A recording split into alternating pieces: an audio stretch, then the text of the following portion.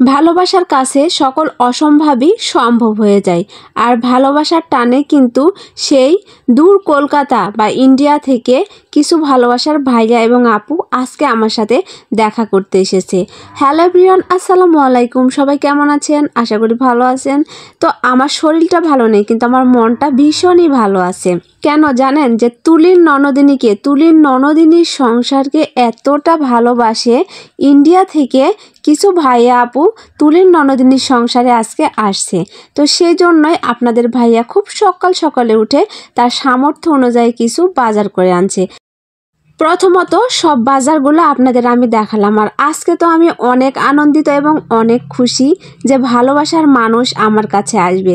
তো যেহেতু ছোট দিনের বেলা, সেহেতু আমি সকাল সকাল থেকে রান্নাবান্নার আয়োজন শুরু করে দিয়েছি।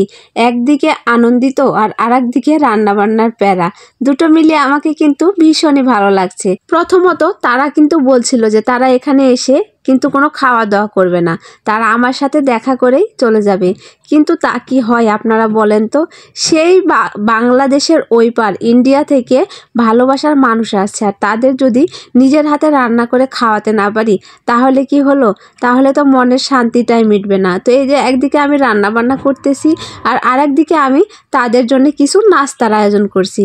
রান্নাবান্না কিন্তু আমার প্রায় শেষের পথে, কারণ আমি অনেক সকাল সকাল থেকে রান্না শুরু করে দিয়েছি। তো এই যে কথা বলতে বলতে আমার ভালোবাসার মানুষগুলো চলে আসছে।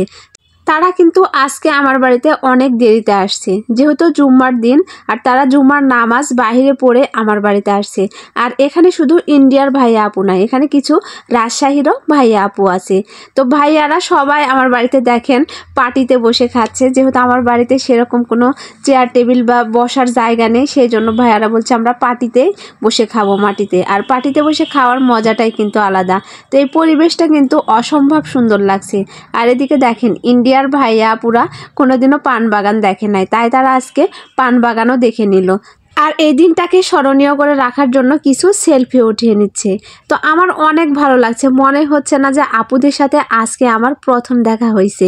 তো আপুরা এত মিশুক আর এত ভালো, আপনাদের বলে বোঝানোর মতো নয়। আর এই যে দেখছেন, বিশেষ করে এই চারজন এই আপু হচ্ছে ইন্ডিয়ার, এই তিনটা ভাইয়া আর ওই আপুটা হচ্ছে ইন্ডিয়া থেকে আসছে আমার সাথে দেখা করার জন্য।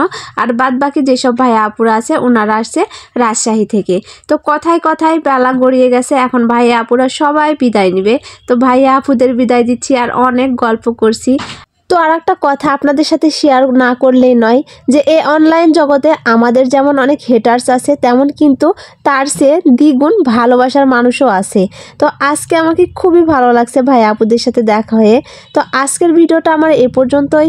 সবাই ভালো থাকবেন, সুস্থ থাকবেন। তো আল্লাহ হাফেজ।